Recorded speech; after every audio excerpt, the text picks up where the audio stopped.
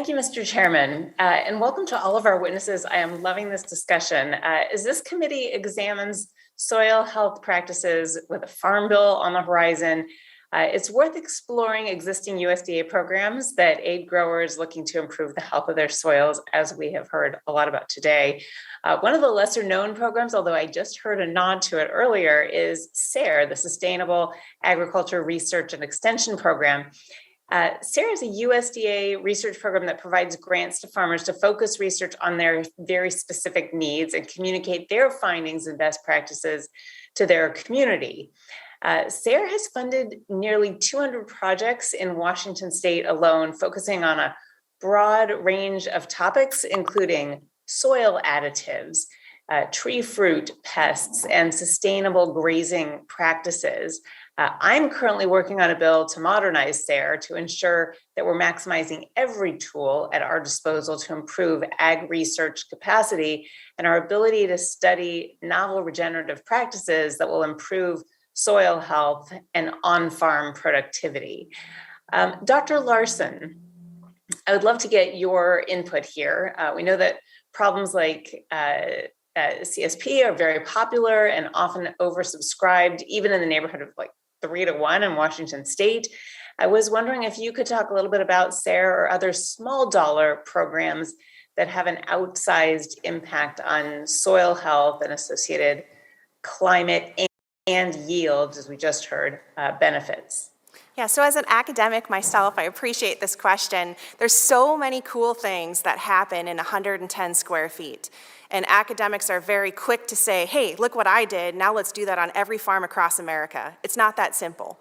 And I am a huge fan of SARE and promote it widely across all of the sugar beet cooperatives because it's a very useful tool to help bridge from that interesting academic idea to prove scalability. And we see it honestly as a stepping stone. So I mentioned we're able to use a SARE grant to show our farmers that what happened in 110 square feet in this instance is going to work at large scale, that we can cut back fertilizer 30% even though we've increased yield 35%.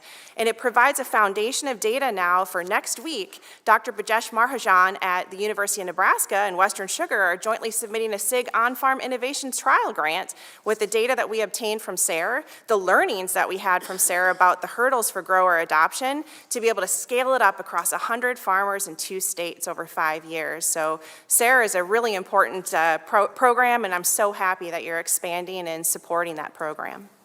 I love that answer because especially now with scarcity of fertilizer and increased costs, the notion that you can cut inputs and increase yields is so important. I also wanted to highlight the Washington Soil Health Initiative. It's an innovative partnership between Washington State Department of Agriculture, Washington State University, and the Washington State Conservation Commission.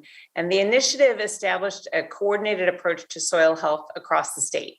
The initiative is currently doing a state of the soils assessment to track soil health over time in region and different soil types, and developing soil carbon verification metrics for the state's Sustainable Farms and Field program that provides funding for farmers and ranchers to adopt climate smart practices.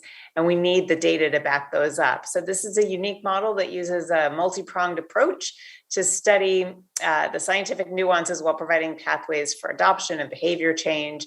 This initiative requires tremendous coordination, and I'm so proud to say that Washington State is leading the way. And as we look to the next Farm Bill, the initiative's staff highlighted for me and my staff that a national soil health effort would greatly benefit from similar coordination and collaboration between agencies, universities to unify and maximize the impact.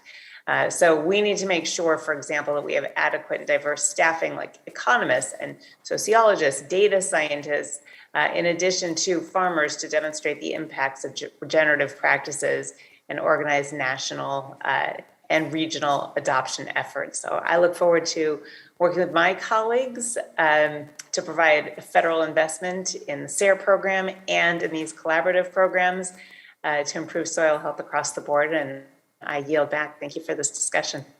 Thank